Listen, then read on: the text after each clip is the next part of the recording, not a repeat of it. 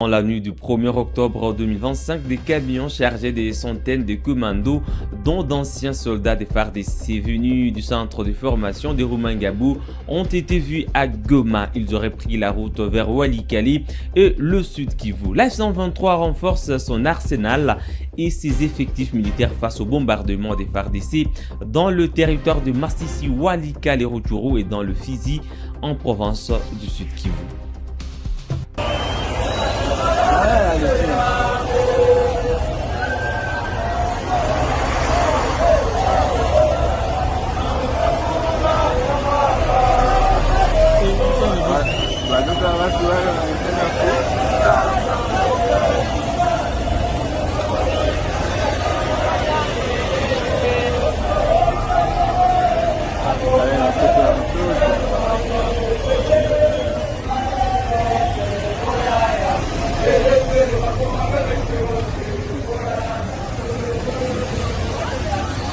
Depuis Goma, l'organisation internationale Uswahili déplore le bradage et le pillage systématique des ressources minières de l'Est de la RDC par le régime de Kinshasa.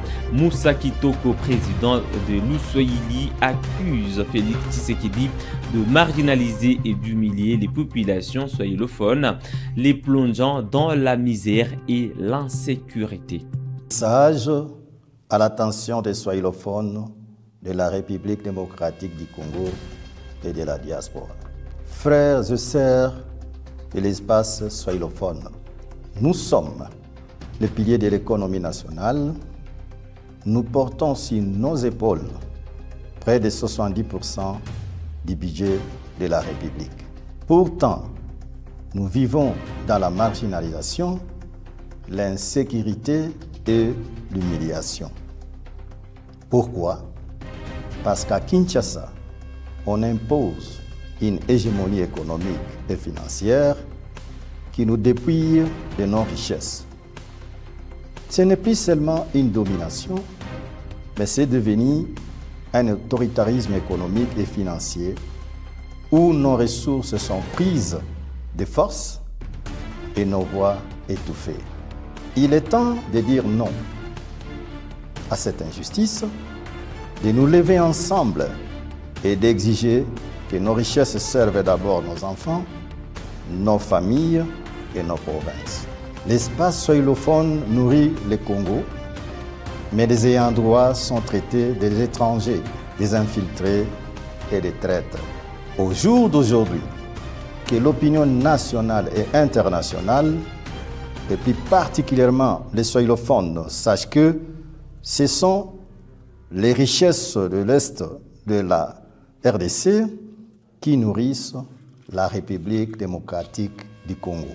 Tenez, en termes de finances publiques, c'est l'argent des contribuables de l'Est qui contribue à hauteur de 73% du budget national. Chiffres à l'appui. Données fiscales, référence budget national de l'État congolais. Dans l'ensemble, 13 000 milliards francs congolais. Chiffres à l'appui. Données fiscales. Référence budget national de l'État congolais. 13 000 milliards de francs congolais dans l'ensemble. Les provinces swahilophones, je cite Katanga, Nord Kivu, Sud Kivu, Maniema et provinces orientales, ont mobilisé 9 100 milliards de francs congolais. Les provinces de l'Ouest, hormis Kinshasa, Bandundu, Équateur, Congo central, Kasaï occidental, Kasaï oriental ont mobilisé 3 640 milliards de francs congolais.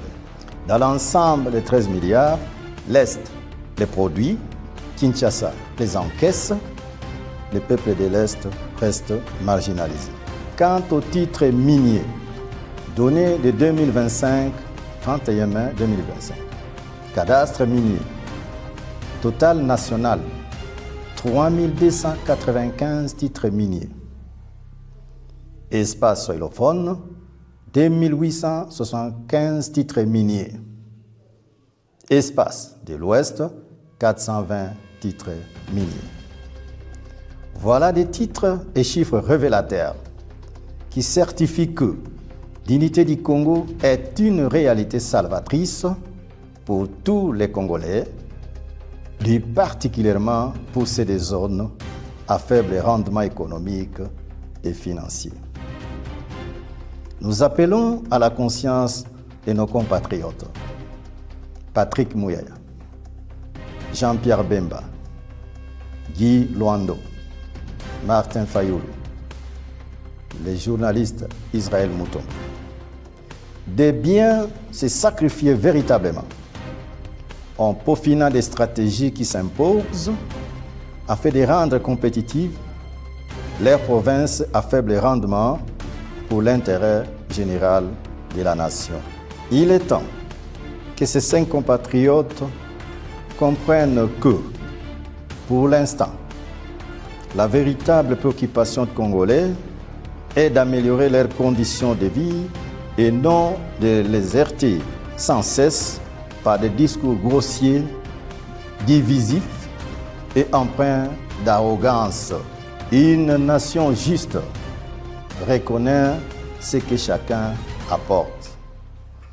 À l'opinion nationale et internationale, nous lançons une alerte solennelle. Si notre cri de détresse n'est pas pris au sérieux, nous nous réservons le droit de recourir à toute forme de revendication musclée afin de mettre un terme sans délai à cette domination économique et financière sévère dont sont victimes les swahilophones. Un homme d'État français a dit « Pour être libre dans ce monde, il faut être craint.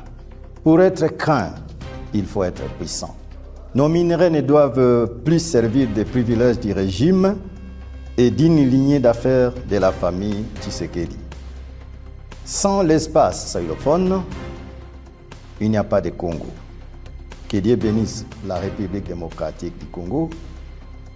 Que vive la swahilophonie debout. Le gouverneur du Sud Kivu, Boussou Bouangui, a rencontré des vendeurs dans les marchés pirates de Bukavu le 1er octobre 2025. Il les a sensibilisés à intégrer le marché de la liberté en espace organisé et sécurisé. Il a également rappelé que l'étalage des marchandises à même le sol est désormais interdit dans la ville de Bukavu.